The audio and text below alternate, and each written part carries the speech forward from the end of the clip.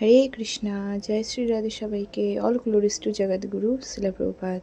অনেক দিন ধরেই ভাবছিলাম যে সকালবেলা একদিন আমাদের যে কলকাতা ইস্কন মন্দির আছে ওখান থেকে ঘুরে আসবো। অনেক দিন ধরে ভাবছিলাম, কিন্তু কোনো সময় যাওয়া হয় না। সকালবেলাটা প্রায় দুপুর বা বিকেলবেলাটাই যাওয়া হয়।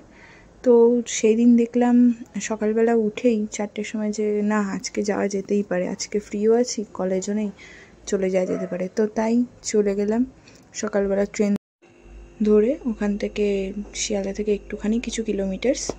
এখন ভগবানের দর্শনারতি চলছে। কোনো দিন এত সকালে আসিনি দর্শনারতি দেখতে, তো সেদিন ইচ্ছা হয়েছিল খুব। এটা হচ্ছে স্নানযাত্রার পরের ভিডিও।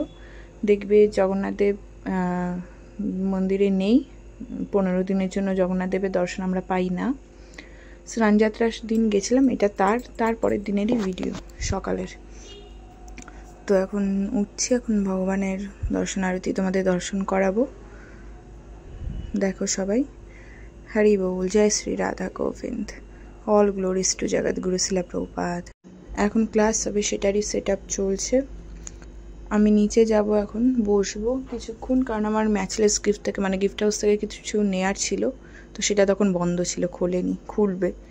গোবিন্দাস থেকেও কেক নেব করেই বসে রয়েছি, কিছুক্ষণ পরেই খুলবে। তারপর ওখান থেকে নেওয়ার পর ওপরে যাব প্রসাদ পেতে। দেখো এখন সব ভক্তরা আস্তে আস্তে আসছে, অনেকে এখানে থাকেও, গেস্ট হাউস রয়েছে। এটা হচ্ছে ওদের পুরো গোবিন্দাস। সকালেই গেছি তো তখন ক্লিন করা হচ্ছে পুরো গোবিন্দাস। এখন বিলটা আসবে, তারপর বিলটা পে করে আমি যাব, প্রসাদ পাবো 9টা থেকে। আর সিটিং অ্যারেঞ্জমেন্ট খুব ভালো, অনেকবার এসেছি।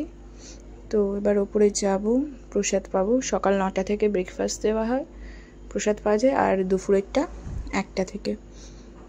এখন আমরা প্রসাদ পাচ্ছি, এরপর বাড়ি। জয় শ্রী রাধা গোবিন্দ, অল